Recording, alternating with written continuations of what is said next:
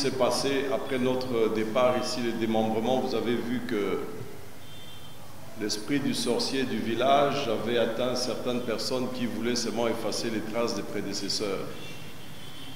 Et cela n'est pas correct dans une nation qui se construit. On a besoin de tout le monde. On a besoin de prendre les expériences de ceux qui sont passés. On a besoin de prendre les erreurs aussi de ceux qui sont passés et de travailler mieux. Les courses politiciennes, je pense, sont dépassées. Les enjeux de l'heure, tant pour les gouvernements provinciaux, le gouvernement central, sont très importants, ce qui ne donne plus de temps à qui que ce soit de se pavaner ou d'être heureux parce qu'il a un poste, mais tout cela demande plutôt le travail assidu pour que chacun puisse apporter quelque chose de nouveau. Nous sommes ici cette semaine. Il a été annoncé depuis un court moment que Son Excellence, Monsieur le Président de la République, va venir à Kisangani. Kisangani Boyoma, Kisangani qui était le 3e pôle économique de notre pays et qui aujourd'hui malheureusement se meurt. Se meurt pourquoi? Parce qu'il n'y a pas de route vers l'Est. Nous allons saluer les travaux qui ont commencé et nous laisserons la primauté au chef de l'État de nous annoncer plus de détails encore sur cette route qui est en contrat pour être asphaltée jusqu'à Beni, et ce qui est une grande première. Nous allons aussi suivre différents programmes qui vont être déclinés par le chef de l'État, qui a été à l'écoute de la population de Kisangani, qui a été à l'écoute et qui, grâce aussi à quelques représentations des filles et fils de la Chopo, on a le ministre d'État de l'Environnement, on a le ministre des Finances, on a le ministre du Travail, on a encore d'autres ministres même qui ont vécu ici, ministre de la Justice, ministre des Affaires foncières. Donc, on a des représentants au gouvernement central. Et le fait que le chef de l'État va venir ici, nous voulons lancer un appel solennel, de la même façon que vous aviez demandé au chef de l'État de répondre à vos desiderata lors de la campagne. De la même façon, venez encore, non seulement d'abord pour l'écouter et vous assurer que beaucoup de choses sont en train d'être mises en place pour que Kisangani puisse sortir de son ornière. Et cela va demander donc une forte mobilisation. Boyomé et Boyomé, nous voulons que vous puissiez montrer non seulement votre hospitalité, mais votre joie d'être dans une province qui est fortement représentée au niveau national, à travers vos élus, à travers ceux qui sont dans les institutions,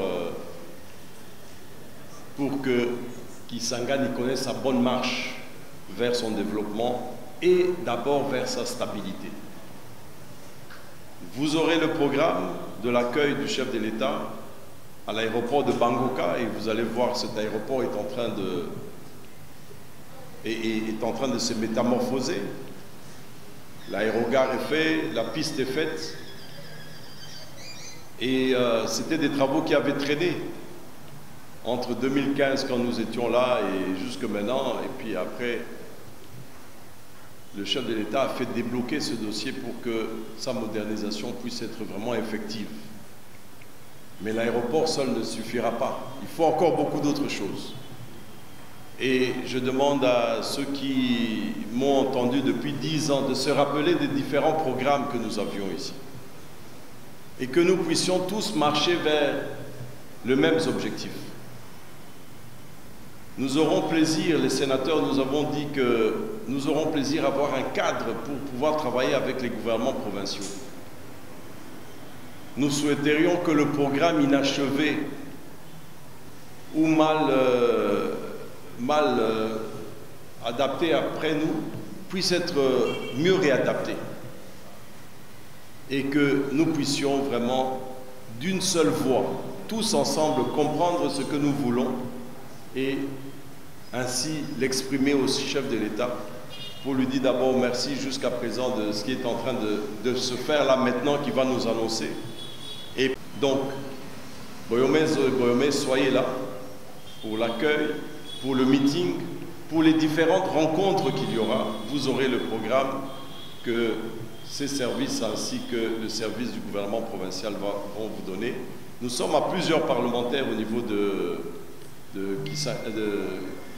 l'Assemblée nationale et du Sénat à être ici.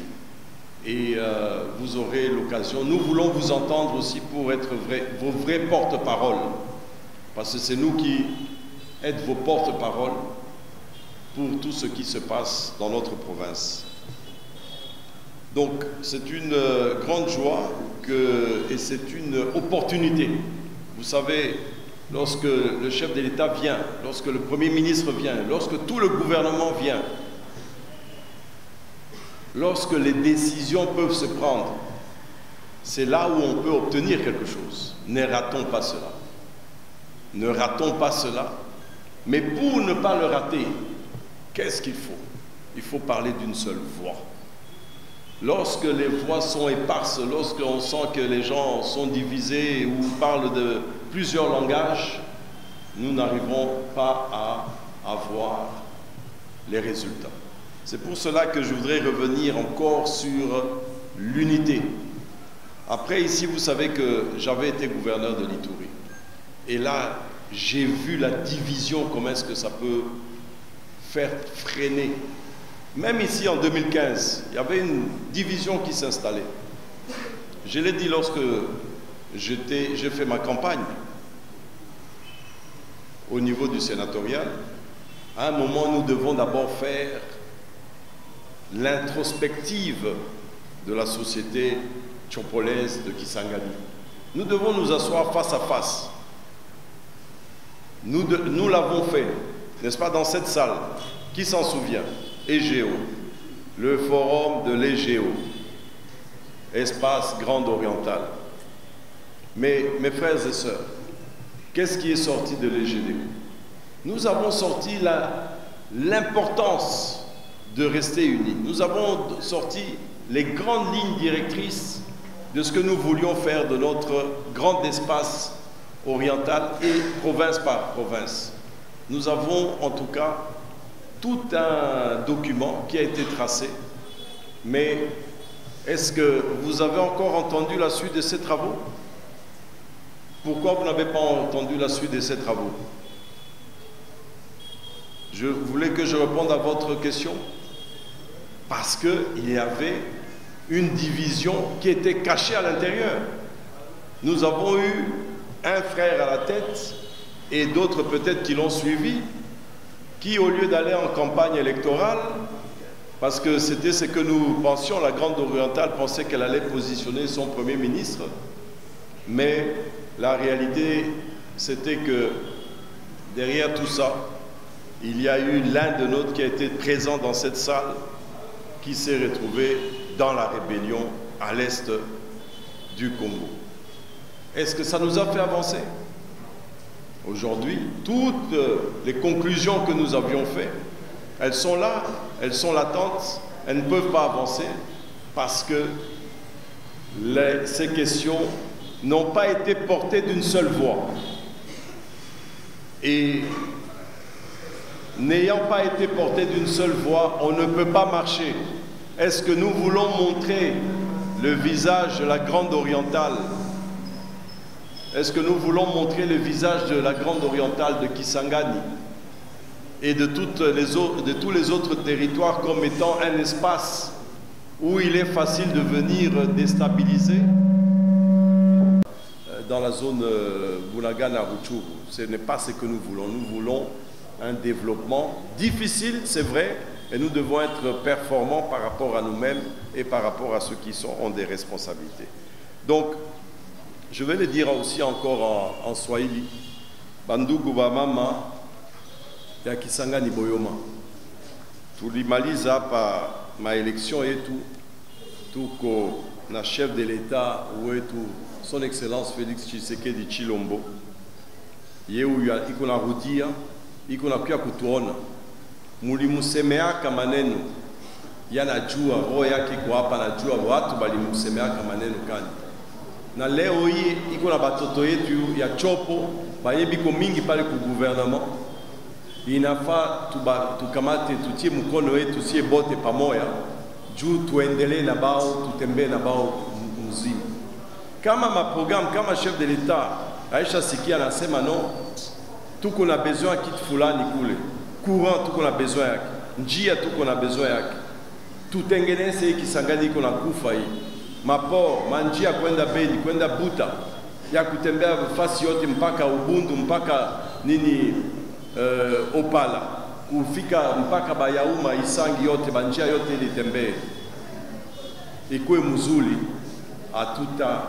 Atuta katala yao, tutaitikia na roho mzuri, tuende tumupokee son excellence Monsieur le Président de la République na bakubwa bote banyi biko nakuya hapa kanja Kisangani iko nakosa ndio fasi ya kubaikalisha, tunakosa mahotel, batoto ya Kisangani tujenge hapa, tujenge batu bakie kututembelee, manjia itakuwa hapa ndani ya ville, courant senye itatengenea, makazi itakuya, me batu batakia kuikala wapi?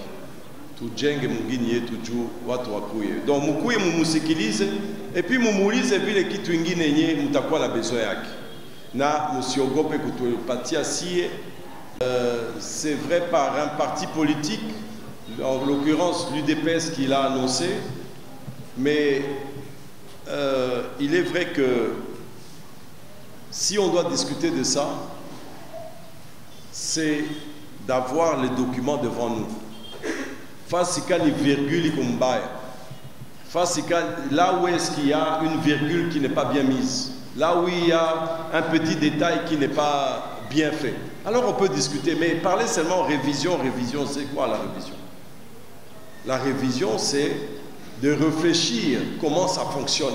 Est-ce que nous pouvons faire cet exercice de réfléchir l'article 1 de la Constitution, l'article 2 de la Constitution. Moi je crois que c'est l'article 2 de la Constitution, là où on parle de la composition de la République démocratique du Congo. Moi, j'ai une proposition de changement, parce que j'estime que nous avons mal composé nos provinces. On a dit que la République démocratique du Congo est composée de 25 provinces plus la ville de Kinshasa. Et puis après, les autres articles disent que Kinshasa est une province, porte le statut de province, et la capitale et les sièges des institutions.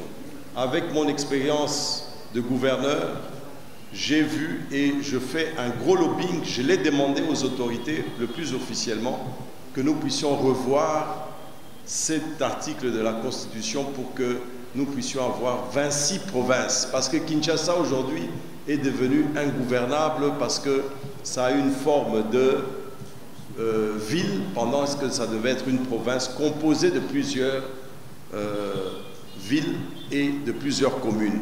Ce qui rend la ville aujourd'hui de Kinshasa difficilement gérable.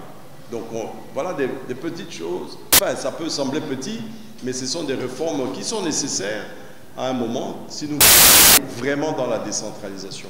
J'ai un autre article, je pense que c'est le 181 sur la Constitution, sur la péréquation, pardon, où j'estime que de créer une structure autonome et financière avec vraiment un service autonome n'est pas tout à fait adapté.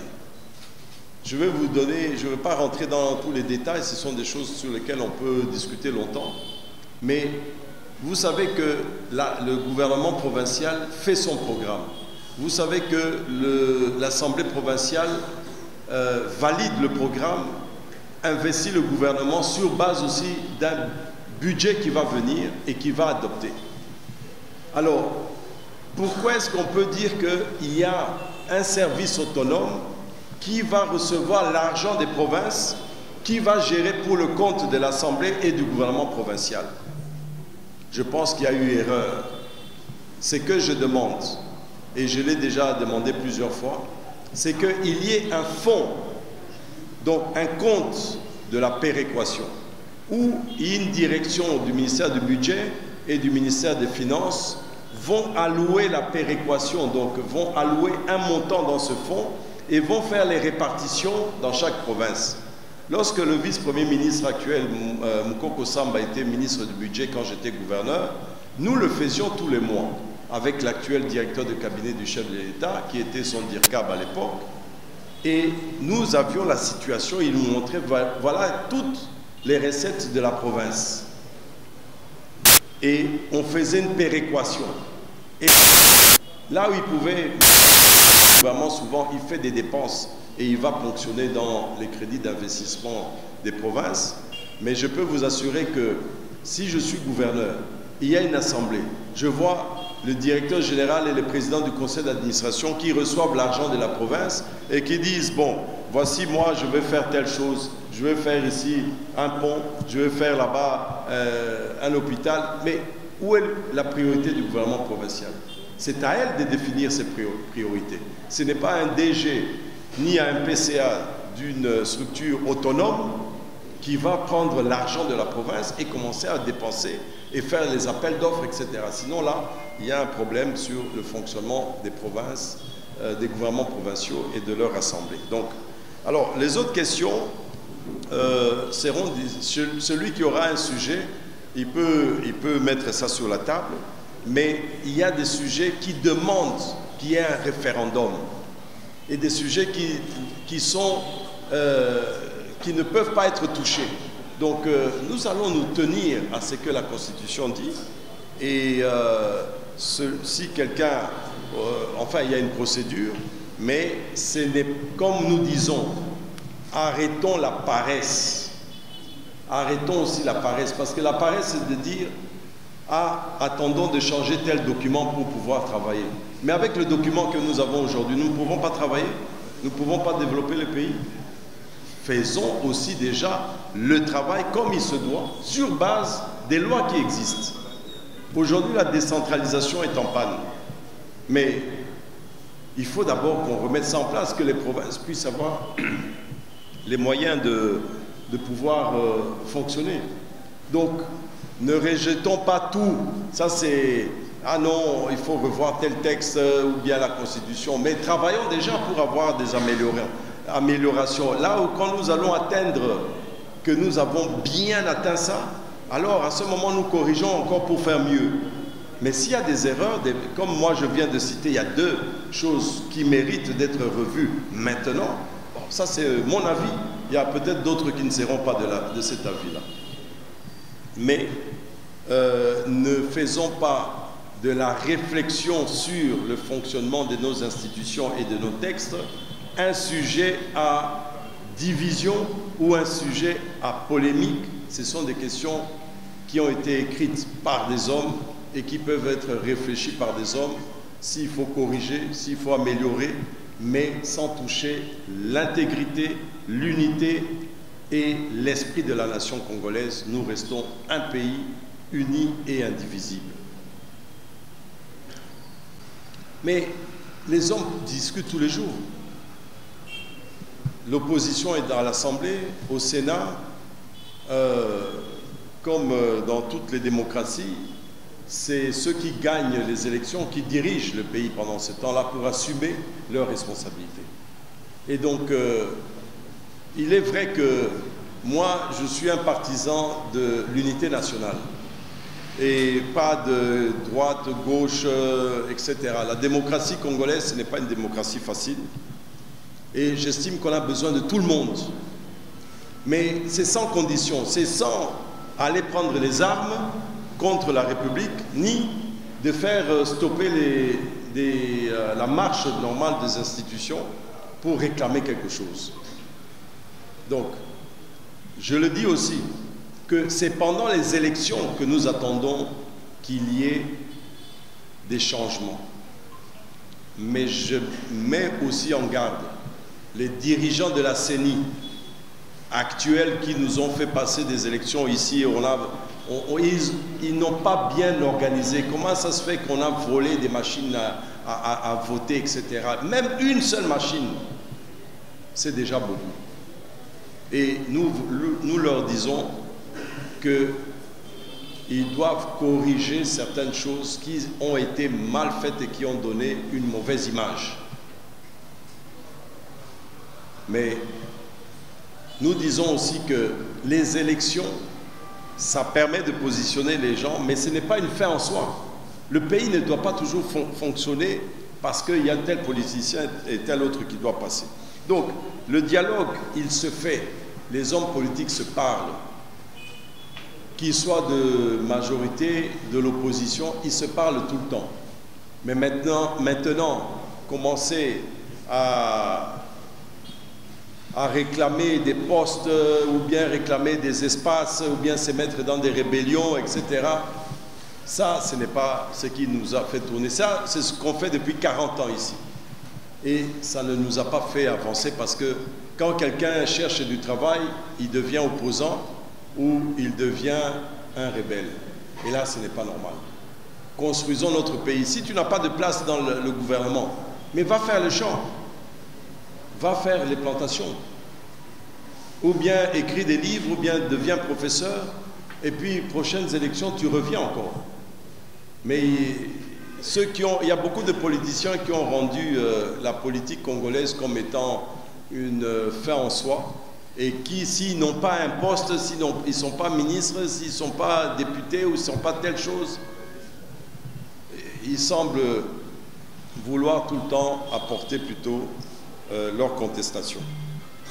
Alors, la situation de Lubunga, je vous ai dit ici déjà en préliminaire, je pense que vous aviez suivi lorsque j'avais fait une note, je vais vous la donner encore.